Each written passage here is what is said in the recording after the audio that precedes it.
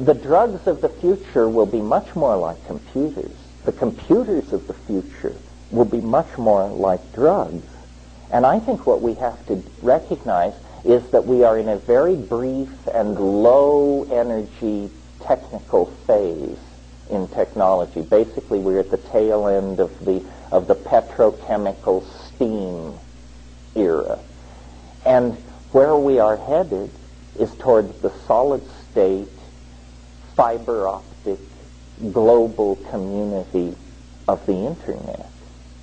And when I was in San Francisco 2 weeks ago, the buzz was all about VRML, the virtual reality markup language whose protocols are being set now so that we will be able to build websites on the net that you can put on your helmet and walk around in.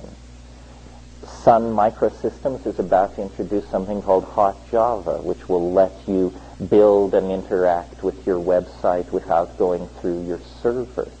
Bandwidth is broadening as we speak. The whole world is being brought into the domain of electricity. And you may not know it, but Marshall McLuhan thought that this was the descent of the Holy Ghost. As a convert to Catholicism, he sort of went the opposite direction of me. As a convert to Catholicism, he decided that the descent of the third person of the Trinity and the worldwide spread of electricity were the same event. So I think that what we have to do is dematerialize culture in every way possible. And that means pharmacologize culture, computerize culture, network culture, virtualize culture, and make of it thereby a tool for the production of our poetic flights, a technology for the putting in place of our dreams as exhibits that we can show each other. This is what it is. This is what technology can be in the service of boundary dissolution. In the service of boundary maintenance, you get hydrogen bombs and sarin. In the surface of boundary dissolution, you get psychoactive substances and the Internet and sexual experimentalism, social justice, tolerance, and community. And the choice is to be made on an individual level by each and every one of us. I don't advocate a mass outbreak of psychedelic use. I think these things are a private matter. They are the only thing comparable to them in our human experience is our sexuality. And that's private, how we express it, how we act it out, who we do it with, what we think about it, and what we choose to say in public about it is all in our hands. I do not think that the government, under the guise of some phony, alarmist, pseudoscientific rhetoric, should attempt to control the evolution of consciousness. After all, if these things truly are consciousness expanding, it doesn't take too much intelligence to realize that it is the absence of consciousness that is causing our flirtation with extinction and planetary disaster.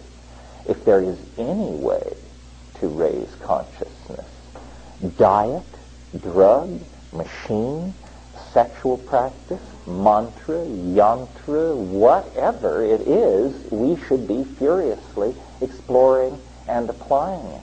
Because if we should fumble the ball, if we should actually, where our ancestors over thousands of generations did not fail, if we are to fail, the magnitude of the tragedy will be immense, because failure is not inevitable. It is not inevitable that we should fail. There are ideas, personalities, technologies, available right now, which, if honestly explored and implemented, could rescue the human enterprise from the disgrace that hovers over us. We don't want this to end in a toxified garbage pit ruled by Nazis, which is, the way we may well be headed. The Gaian mind has always been there. Nature, originally, through the plants and shamanism, provided the tools for us to access this incredible natural database. Through the vicissitudes of history, previous generations lost the key in Western society.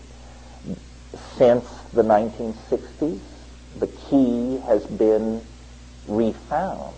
It's a matter of great social controversy. It's a matter of great risk to those who take it, how they will be viewed by their peers. But there is no longer, ignorance is no longer an excuse. Anthropology in the last 100 years has laid at our doorstep the tools necessary for an archaic reconstruction of society and human values within that society. It's inconceivable that Western industrial capitalism could run on another 500 or 1,000 years. It will not continue as it has. It will deteriorate under the pressure of resource scarcity. And what few democratic values we have obtained, what little space for reasoned discourse has been created, will be the first to be swept away. So it's very, very important that people take back their minds and that people analyze our dilemma in the context of the entire human story, from the descent onto the grassland to our potential destiny as citizens of the galaxy and the universe. We are at a critical turning point. And as I say, the tools, the data that holds the potential for our salvation is now known. It is available. It is among us. But it is misrepresented. It is slandered. It is litigated against. And it's up to each one of us to relate to this situation in a fashion that will allow us to answer the question that will surely be put to us at some point in the future, which is, what did you do to help save the world? I'll try to repeat the question. The question refers to something which I didn't mention here because I figure an hour is long enough to unload one earth-shattering theory rather than two. I sort of have my foot in a whole other branch of things, which let's call it physics. Let's be generous. But I do think that history is an acceleration of organic nature, and that history is going faster and faster, shortly to be replaced by something else going even faster, and that in fact what we're involved in here at the end of the 20th century is some kind of accelerated forward escape into transformation. And when I lecture that subject, I more or less imply that it's inevitable. In other words, it's not that we have to do X, Y, or Z, that it's on track. I think it is on track, but I also think there's a place for the kind of politics we discussed this evening, because as the world gets crazier and crazier, a lot of people are going to get very, very anxious. This thing in Oklahoma City is an example of people getting anxious. So what needs to be done is to spread the idea that anxiety is inappropriate,